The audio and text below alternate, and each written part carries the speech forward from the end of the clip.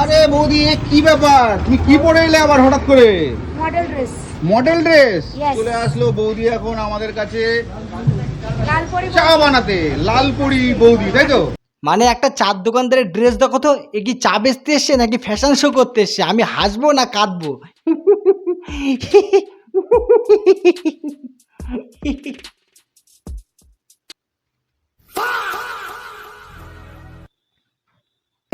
হ্যাঁ, আয়ুর্বেদিক দুধ চাটা বানাচ্ছি। আয়ুর্বেদিক দুধ চা এবার হবে। ঠিক আছে, দেখা যাক আয়ুর্বেদিক দুধ চা করতে কি কি লাগে। আয়ুর্বেদিক দুধ চা খেতে গেছো নাকি বৌদির দুধ খেতে গেছো? ও সরি, আই মিন দুধ চা খেতে গেছো। চা, আচ্ছা এখানে চা ছাড়া আর কি কি পাওয়া যায়?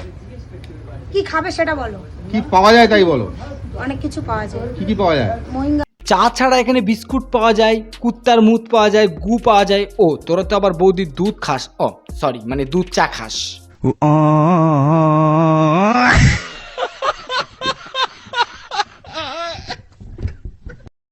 মোহিঙ্গা কিন্তু খেতে হবে, পরে কিন্তু ওই রকম না খাবো না খাবো না খাবো না।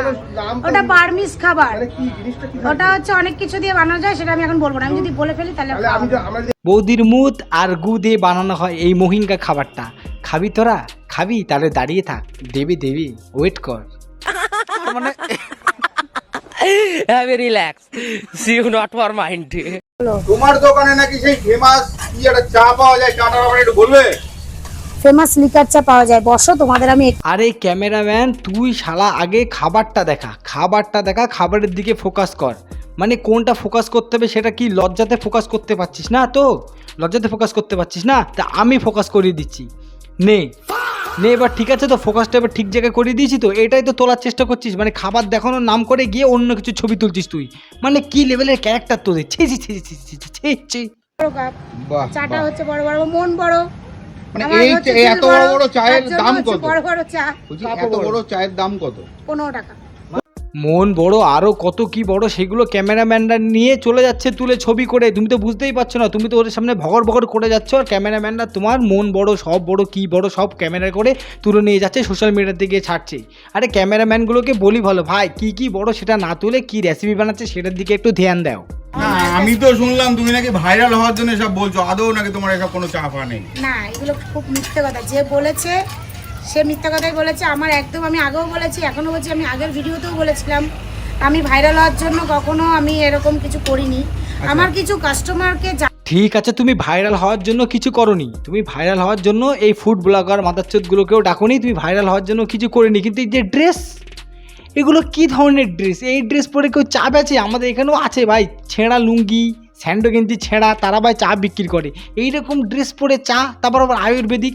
হ্যাঁ, তো আমি তাকে বলবো এই বয়সে সাজবো না তো কবে সাজবো? বুড়ো বয়সে? আমার ছেলেটা যখন বিয়ে হোক তারপর আর এসব সাজ আসবে না। বুঝতে পেরেছেন? আর আমি চাইবো আমার বৌমাকে আমার থেকে আরো বেশি মডার্ন করতে। কি বল?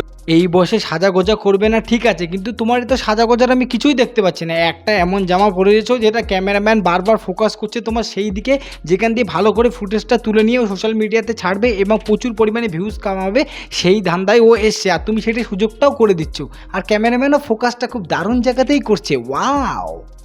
হ্যাঁ, আয়ুর্বেদিক দুধ চাটা বানাচ্ছি। আয়ুর্বেদিক দুধ চা এবার হবে। ঠিক আছে, দেখা যাক আয়ুর্বেদিক দুধ চা করতে কি কি লাগে। একটা মিনিট দাদা। হাতুড়ি কি? বৌদি আয়ুর্বেদিক দুধ চা বানায়, তাই আয়ুর্বেদটা যে কোন পাহাড়ের গাঁড়ের গোড়ার থেকে ছিঁড়ে এনে আয়ুর্বেদিক দুধ চা বানাচ্ছে, আমার কাছে প্রশ্ন হলো এইটাই।